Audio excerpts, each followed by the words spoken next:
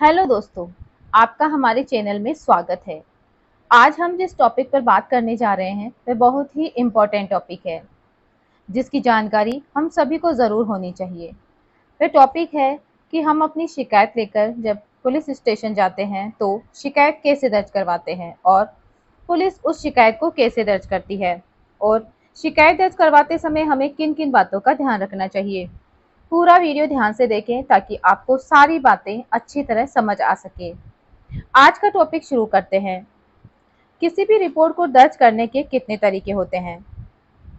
अगर आपके साथ कोई आपराधिक घटना घटित होती है और आप रिपोर्ट लिखवाने थाने जाते हैं तो उसको दर्ज करवाने के दो तरीके होते हैं, या तो मौखिक रूप में या लिखित रूप में।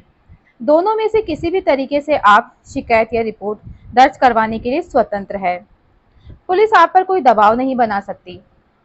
सीआरपीसी की धारा 154, 155 में कहा गया है कि पुलिस अधिकारी की ये कानूनी ड्यूटी है कि वह यदि शिकायतकर्ता शिकायत मौखिक में दे रहा है तो वह स्वयं उसको लिखेगा या किसी और से लिखवाएगा और लिखने के बाद शिकायतकर्ता को वापस पढ़कर सुनाएगा और समझाएगा। और यदि लिखित में रिपोर्ट दी गई है तो पुलिस अधिकारी उसमें कोई काट-छाट नहीं कर सकता है। यहाँ तक हमने जाना कि थाने में रिपोर्ट कैसे दर्ज करवा सकते हैं। पुलिस शिकायत कैसे दर्ज करती है। जब हम अपनी शिकायत लेकर थाने में जाते हैं या अपनी शिकायत थाने में देते हैं, आपराधिक घटना की जानकारी थाने में देते हैं, तो पुलिस पहले ये देखती है कि हमारे द्वारा दी गई शिकायत व घटना कैसे मामले की है। यदि घटना गंभीर मामले की है तो उसे सीआरपीसी की धारा 154 के द्वारा संज्ञेय अपराध मानते हुए एफआईआर रिपोर्ट दर्ज करती है, जिसे फर्स्ट इंफॉर्मेशन रिपोर्ट कहते हैं। एफआईआर दर्ज करते ही पुलिस आगे की कार्रवाई शुरू कर देती है। ऐसे मामलों में किसी को गिरफ्तार करने व कार्रवाई के लिए किसी मजिस्ट्रेट की परमिशन की आवश्यकता नहीं होती। संज्ञेय अपराध की श्रेणी में आने वाले अपराधों के कुछ उदाहरण है, जैसे हत्या, बलात्कार, दहेज हत्या, अपहरण, दंगा, देशद्रोह, घातक हथियारों से लैस होकर अपराध करना, लोक सेवक द्वारा रिश्वत का मामला, योजना बनाकर गैर कानूनी काम करना, सरकारी संपत्ति को नुकसान पहुंचाना। ये कुछ अपराध है जिनको संज्ञेय अपराध की श्रेणी में रखा जाता है। अब बात करते हैं हम कम गंभीर प्रकृति वाले मामलों की, जिनकी बात सीआरपीसी की धारा 155 में की गई है, जो कम गंभीर प्रकृति के होते हैं। ऐसे मामलों में गिरफ्तार करने के लिए मजिस्ट्रेट की परमिशन की आवश्यकता होती है। अब देखते हैं असंज्ञेय अपराध की श्रेणी में आने वाले अपराध, जैसे गर्भपात करवाना, धार्मिक भावनाओं को कुछ शब्दों से भड़काना। लेकिन अगर किसी धार्मिक सभा, प्रार्थना स्थल में किसी तरह की बाधा डाली जाए तो यह संज्ञेय अपराध की श्रेणी में आता है और यह भारतीय दंड संहिता की धारा 296 के तहत दंडनीय है।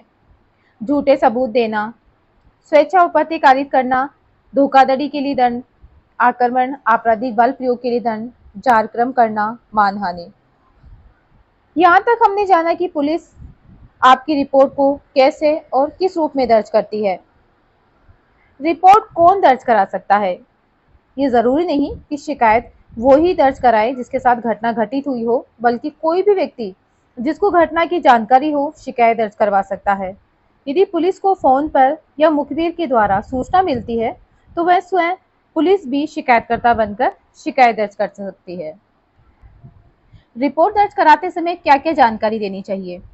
शिकायतकर्ता सूचनाकर्ता का नाम और पता जो रिपोर्ट दर्ज कराता है, घटना का समय और तारीख, घटना का स्थान, घटना होने की जगह, ज्ञात अज्ञात या संदिग्ध अभियुक्त अपराधी की पूरी जानकारी। अगर ये पता है कि अपराध किसने किया है तो उसका नाम और पता, उसकी पहचान, शारीरिक विशेषता या विकृतियां अगर कोई है तो, जैसे उसका रंग, कद काठी, कोई पहचान चिन्ह, कोई निशान जले हुए का, घाव का या गुदे हुए का, या शरीर का कोई अंग नहीं हो, जैसे काना हो, कोई हाथ ना हो, कोई टांग, उसके बाल कैसे थे, उसका पहनावा कैसा था, उसकी कोई खास आदतें, उसकी भाषा शैली कैसी थी।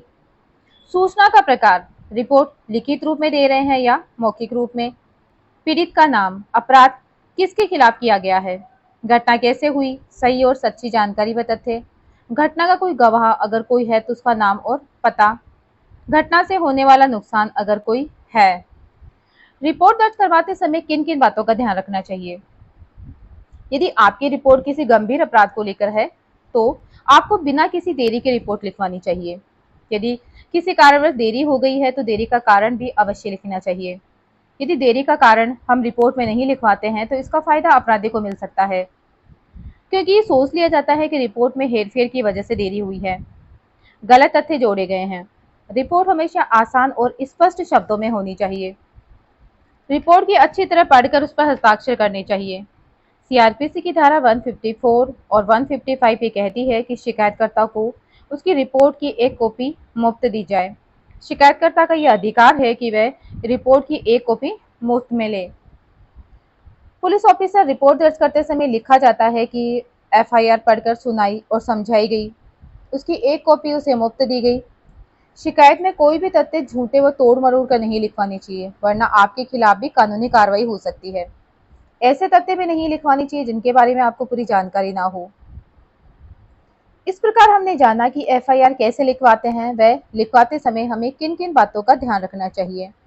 इस वीडियो में बस इतना ही। आगे वीडियो में मिलते हैं एक नए टॉपिक के साथ। नमस्कार।